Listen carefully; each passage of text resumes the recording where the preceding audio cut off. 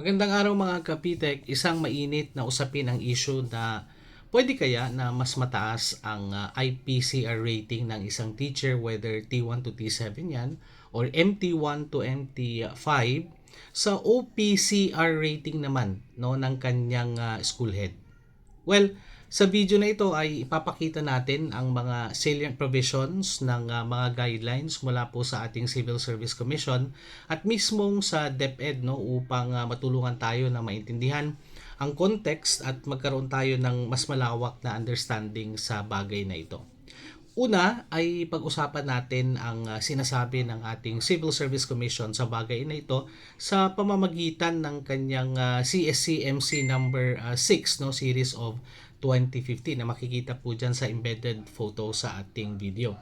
Base sa Article 4 no basic elements, it emphasized that the system puts emphasis on the major final outputs that contributes to the realization of organizational mandate, including the vision, mission, strategic priorities, the outputs, and of course the outcomes. So malinaw yan, meaning lahat dapat tayo sa isang school, ang layunin ay mag-contribute sa pag-abot ng targets na naiset base sa OPCRF, which is directly related to the DEDP ng ating division, na kung saan yung ating DEDP naman, kung di ako nagkakamali, ay related naman doon sa regional at saka sa central office na mga targets.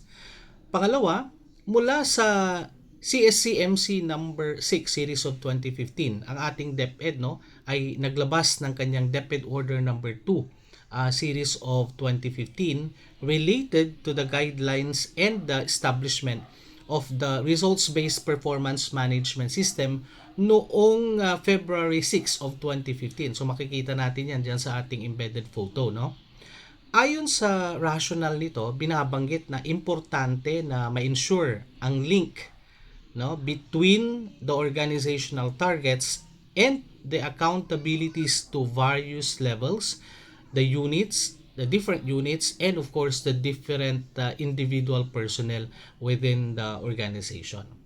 At ang pinaka-latest na na-issue patungkol dito sa ating RPMS ay nakapaloob doon sa ating DepEd memo number 089 series of 2025 reiterating the guidelines on the multi-year performance management and evaluation system. Ito na tinatawag natin na PMES for teachers from school year 2025-2026 hanggang school year 2027 hanggang 2028 malinaw naman sa ating lahat na ang alignment ng ating PMES ay anchored doon sa ating PPST ng ating mga teachers as stated dito sa ating DepEd memorandum.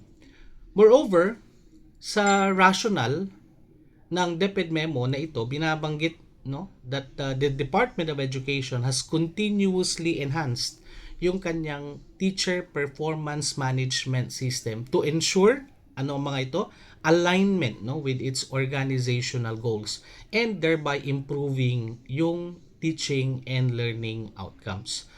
Sa ating pagkaintindi dito ang pag-enhance ng ating PMES ay upang lalo nating mapabuti ang delivery ng quality teaching and learning outcomes na sa organizational goals ng ating DepEd, particularly of course specific sa ating mga schools. Mga kapitek, base sa mga salient points or positions na ito na nabanggit mula sa ating Civil Service Commission at ang ating DepEd, balikan natin yung ating tanong kanina na pwede kaya na mas mataas ang IPCR rating ng ating mga teachers compared natin sa OPCR rating ng ating school or ng mga school heads. Kung babalikan natin ang DepEd Order number 2 series of 2015, dito sa DepEd Order na ito nakasulat ang isang pinaka-importante na provision na related to this question na kailangan natin na maintindihan bilang mga guro at bilang mga school heads. Base sa item number 62 ng ating DepEd Order, nakasaad po dyan that the DepEd or the Human Resource Development Division, makikita natin yan sa embedded photo, Shall, number 1, monitor the submission of IPCRF by heads of the offices. And number 2, review the summary list of individual rating to ensure that the average performance rating of employees is equivalent to, ulitin natin, equivalent to or not higher than the office performance rating as recommended by the PMT and approved by the head of agency. Okay, and then meron pang pangatlo at may pang-apat pa. Pero bigyan natin ng diin yung item number 2. Nakalagay po dyan, no, that the average performance rating of employees is equivalent to or not higher than the office performance rating as recommended po by the PMT. Mga kapitek, mahalaga ang pag-unawa sa mga termining ito, no, ng mga ginamit.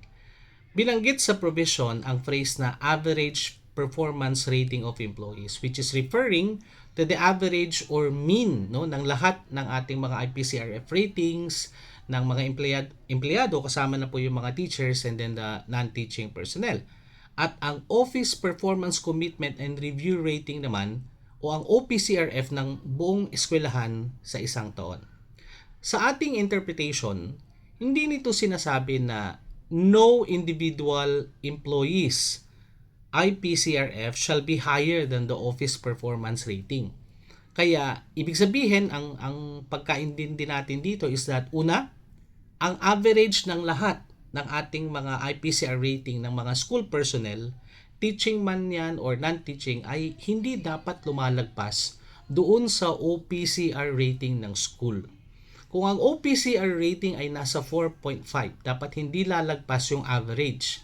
Halimbawa lang, no, nang kapag tinotal natin yung rating ng lahat, ang average rating nila ay hindi siya dapat lumagpas ng 4.5 kung 4.5 yung OPCR ng ating eskwelahan.